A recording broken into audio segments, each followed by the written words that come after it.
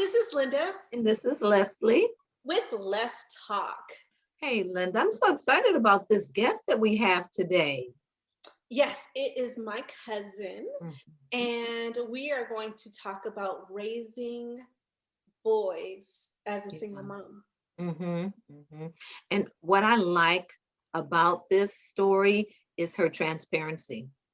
Yes. And how she gave very detailed accounts about having a relationship with their sons, how that relationship developed and continues even to this day as they're grown. I think you did a wonderful job interviewing her. I know, so the audience can know, when we know the person, we usually have the other person interview to make it fair for our audience. We want to be real. Unbiased. Yes. So we just want you guys to know, and I think you guys will really love it and get a lot out of this. I agree. What would you say was the biggest accomplishment raising your sons? Getting my boys out of high school with no kids, not going to the courthouse, and not going to the morgue. That's beautiful. How old are they now? My oldest one is 32, and my baby is 28. Wow, that is awesome. I know, I would have never thought that. I'm thinking they're like teenagers still.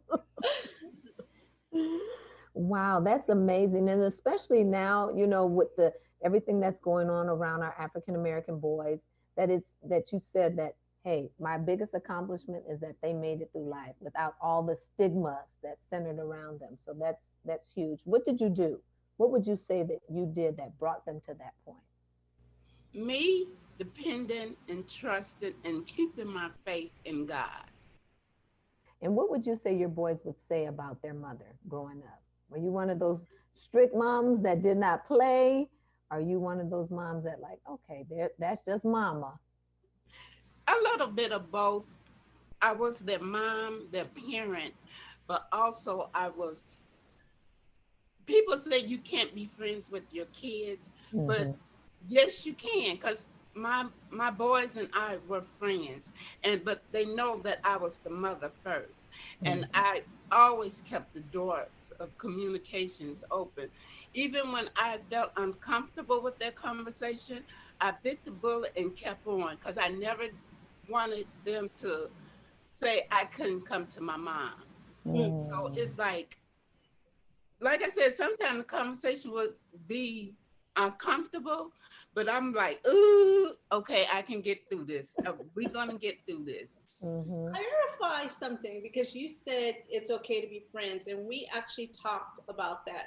When you say friends, we're not talking about hanging out with them with their boys. So can you clarify that a little bit to have people understand that? When I say you can't or you can be friends, it's not like we're gonna hang out, because rules. Since I work with other people like educators, and I see different parents and they smoking with their kids, they drinking with their kids. No, we're not smoking together. We're not partying together. We're not drinking together. And even if I was a club woman and I see you in this club, I'm leaving, because we're not going to party together. And when I mean friends, I'm talking about sit down and watch TV, play games, and, just have a friendship. I'm glad you clarified that. Yeah, because some people, when you hear friends, the definition is hanging out with them. And I knew in my heart that's not what you were trying to say, so I'd rather clarify that. And it's like, I get up and go to the grocery store. Oh, Mom, I'll go with you. And when they stopped going to the grocery store, all I had to do was I put the groceries in the car, came in the garage, came on in the house, did what I had to do. And by the time I finished doing what I did, the groceries was out the car and put up. That's a good relationship, a good bond. Yes, it is. Yes, it is. Wow. How did you do that, Kim? How did you make that relationship with your boys? I know you said you involved the Lord, but what are some other things that you did to bring them to that place that you had that close-knit relationship? Always listen. And I never really criticized them. It's like, okay, what you did is wrong, but we're going to do it like this, or we're going to fix it like this. I never beat them down or talk negative to them. I love that. I love that, especially hearing that because I'm a teacher. And as a teacher, when you hear parents celebrating their children in that manner, you see the difference in the classroom. Yes, yes. I love that. So now, would you say that were you involved in the schools too? You know, one of those moms that were always at the schools and Yes, ma'am. That's why I got into education. Okay, me as the parent, when school first started, I would write the teachers a letter with my contact information, cell phone number, house number, work email, personal email. And when you see my child is failing, come to me, reach out to me. Don't wait until semester's over and now you want to discuss. I need to know beforehand so I can nip it in the bud. And see, that would make him a better student. For an example, my older son did something in class, and he's in high school, and we in the same building. And the teacher decided to write him a referral. The teacher handed my older son the referral and said, "Here, go take this to your mom."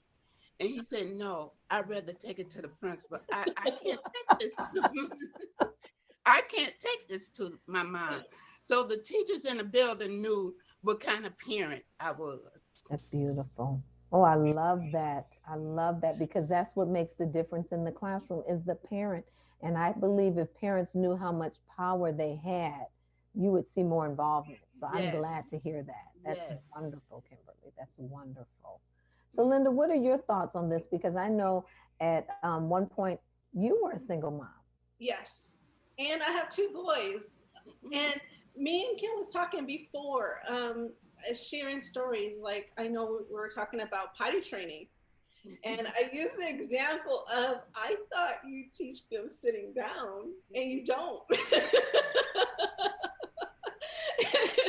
And luckily, I was only a single mom for 2 years. My husband, when I married my husband, he stepped in as a father figure to my son, and he was like, "No, no, I know where to go." So I think that's good to know for single women who's raising boys. You can teach them to stand up, and they know when to sit down. Kim, what else do you think like a mom would not think of for their son? You know what? As far as you never want your boys to lose respect for you. So Mm, you must respect your boys. And that you have to earn respect to get respect. No, everybody needs that respect. And as for me, I didn't want to be the talk of the town. There's Desmond Doran, your mom out here throwing it back or whatever, because that would then I would have lost their respect. yeah. So it's like just respect your boys, and your boys in turn will respect you. There's nothing I can't ask my boys to do for me. And then, like I said, I work with the high school students, and I can hear them say, "I don't like my mom this, and me and my mom doing this." It's like, oh no, why? So, and then I also think about the generation. I might be considered one of the old parents, even though our son's the same age. I'm one of the old parents. So Mm, my those partying and hanging out days, no, not for me. yeah. Yeah. Wow. That's amazing. I love to hear that, especially how involved you were as a mom with your boys. Yeah. And then they can turn around and say, "No, my mom was there." Yes. That's huge, Linda. I love that because you don't hear that so often. So that's such a positive message, Yeah. Kim, that you're sharing. What advice would you give a young single mother starting off, raising boys? What would you say? What's one word of wisdom that you would give her?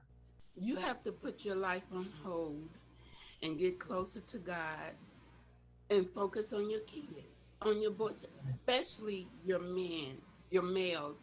Because like I used to tell them, I'm not going to allow them to use the excuse.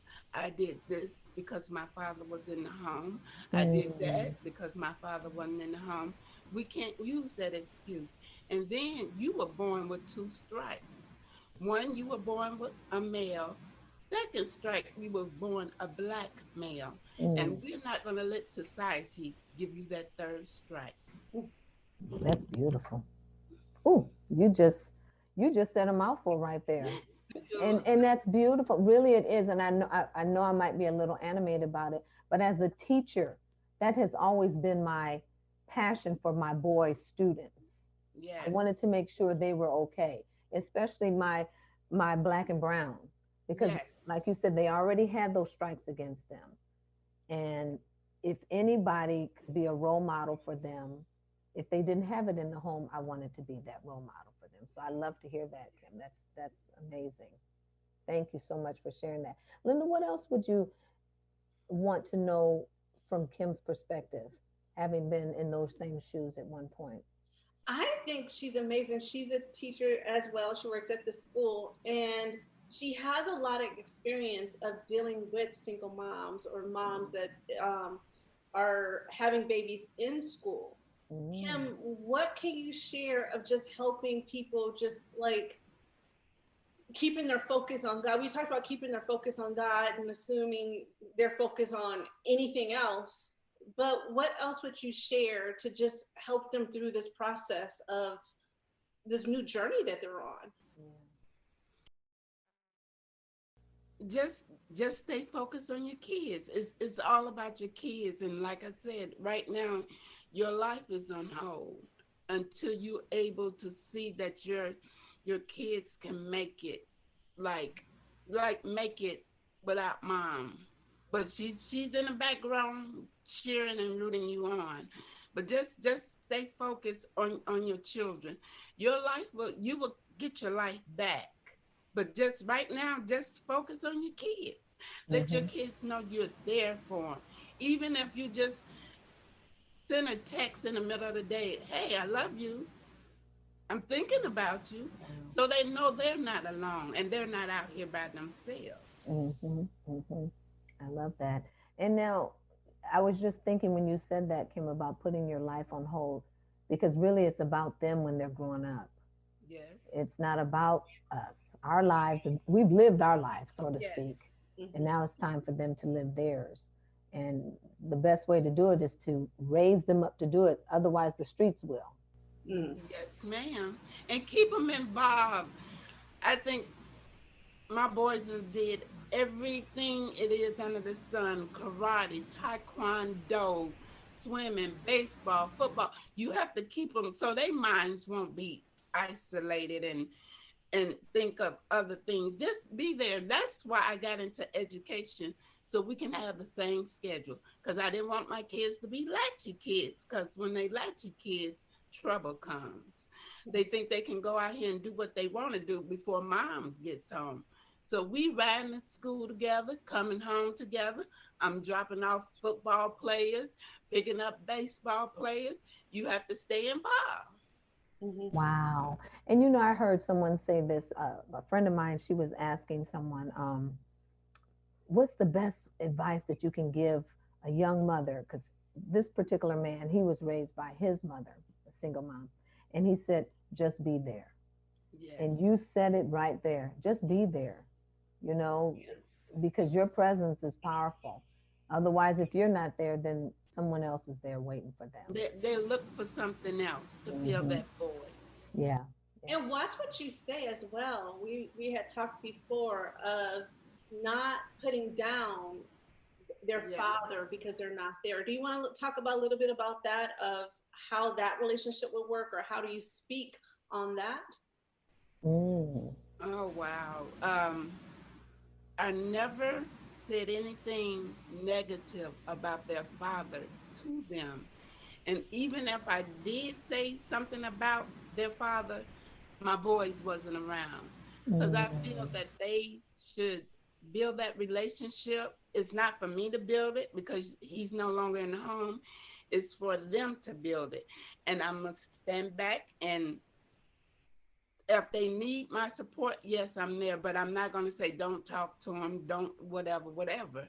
No, you want to talk to your dad today? You can pick up the phone. I'm not going to, just because our relationship didn't work doesn't mean yours and your father's relationship can't. Mm, mm, mm, mm. Kim, I just love this. I love it. It's so positive. It really is. It does my heart so good because we don't hear this message all the time. You know, we're raising boys who will one day be men, who will one day be a father or a husband. Yes. And this sets the foundation at this age that you have. And it sounds to me that you have set an amazing foundation with the help of the Lord. And that's truly where it comes from. And I had a good support system as well, a very good support system. Talk about that. That's what I was gonna say. Yeah. Okay, when I first started going through my divorce, I really didn't tell. The only person that really knew was my mom, and I wanted my mom so bad to tell me, Kim, pack up your boys and move back to Chicago. But she never did. And I always wondered why. And then as I got older, I asked her, I said, Mom, why you never told me to move back, that I could move back? She said, Kim, I saw that you were stronger than you saw yourself. And I was like, okay. And when she told me that, I was like, okay, I get it. So she saw my strength. Wow. But I hadn't seen it yet. Yeah. Wow. Yes. Oh, that's beautiful. And that's like you see the strength in your boys. Yes. And I have always, you know, the quote was moms can't raise boys, single moms can't raise boys. Yeah. If I can show my I can teach my son how to treat a woman, and that will make him a good man.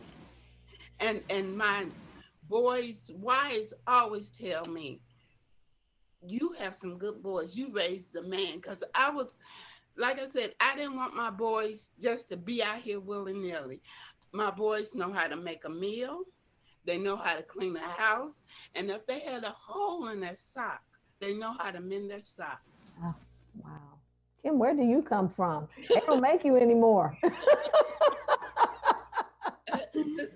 I love that. That is so beautiful and so heartwarming, Linda. I'm just so blessed to hear this conversation and hear this and be a part of this wisdom here at this table. She is amazing.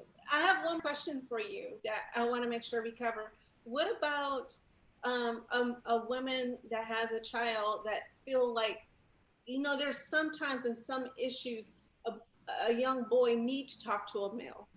And I know you were blessed to have your father step up and do that. Yes. What do you see in life, or that women can do? You know, like go to their father, like uncle, I'm sure.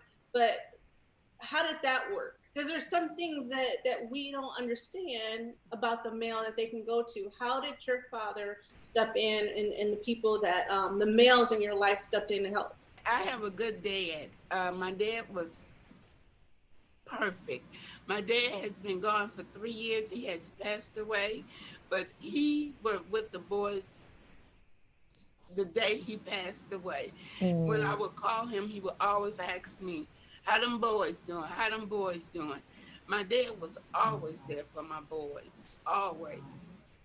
Wow. Wow, wow, wow. You know, that's really what this is all about, Linda. It's about life's lessons. Yeah. It's about laughter, and it's about love. And that's what I'm hearing from you, Miss Kim, is that this is what it's about. It's about making relationships that last. It started at the home. Here it's now blossoming into your boys' lives. They're married and gone on with their families, and it just keeps perpetuating itself. And that's one thing about a generational blessing. It just keeps going. I love this time that we've had with you. And, you know, I don't know what else to say, Linda, but thank you for this wonderful guest. Yes. Okay, Kim, I have another question for you. Do you feel like it's different raising boys than the girls? Yes, it is. boys need more support. They need more support because my brother, he took my oldest one off to college to visit the campus, and and I was talking to my boys, how we get together and talk and laugh, and they told me that my cousins used to slip them money, and I Oh, never wow. knew it. Never Wow. knew it. But see, and that's part of support, being Yeah. supportive. My brother was very supportive, and then after people found out that I was a single mother, my male cousins came to the plate too, as well. Wow. In what ways? Can you give an example? Like when my oldest son was pledging, and he had all these hidden fees, and Mm-hmm. I'm trying to figure out how I'm gonna help him pledge. I have a cousin that's in the same fraternity, and he was helping my son financially. Wow. Yes. Wow. Wow. And now, when you say raising boys are different than raising girls, can you give an example to that? Like, in terms of, like, I'm sure their appetites are different. Oh yes, appetite is totally different. I would cook for I would cook, and I would make sure they ate. Even if they were still hungry, I would give them my portion.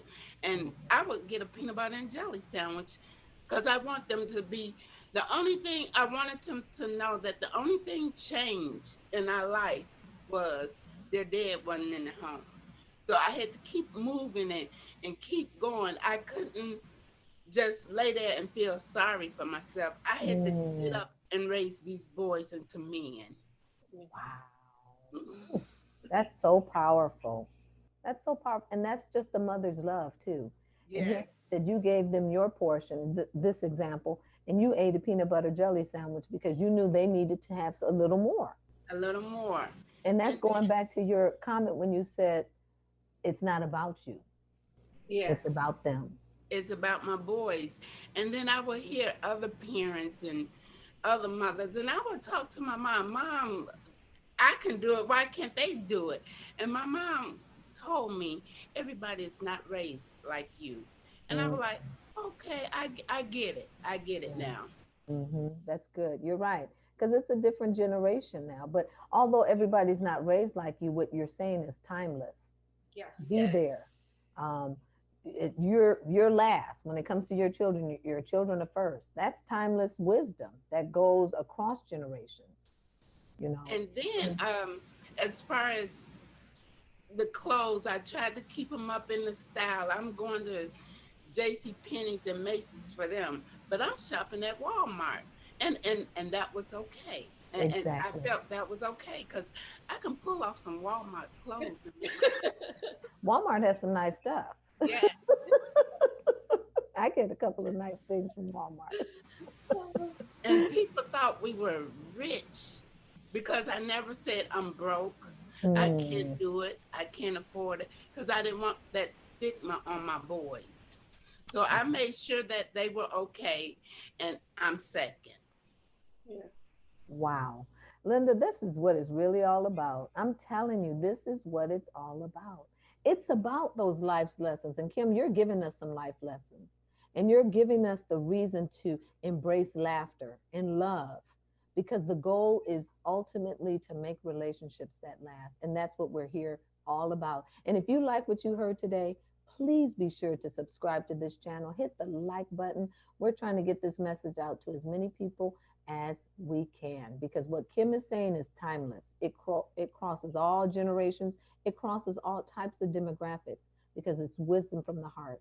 And what comes from the heart touches the heart. So please be sure to like what you have heard today and share it with someone else because I'm sure there's people out there that need to hear this type of wisdom. Yes. Until next time, we'll see you later. Bye. Bye. Bye. Say that one more time because this is like the bonus. I even think your kids need to hear this is how you feel about them because there's so often that we do a good job and our kids are showing that we do a good job, but we don't let them know we see them doing a good job. Okay. So share that. Um, I when I talk about my boys, I get so emotional with my support system and keeping and trusting God. They amazes me because they are some good men, and I love being around them. I love seeing them. I love interacting with them. I just love them. Wow. Wow. That's beautiful. That's amazing. Mm-hmm. So that's good. Okay, I want to make sure we have that on there because your kids need to hear that and know that. So I appreciate that, Kim. You're welcome.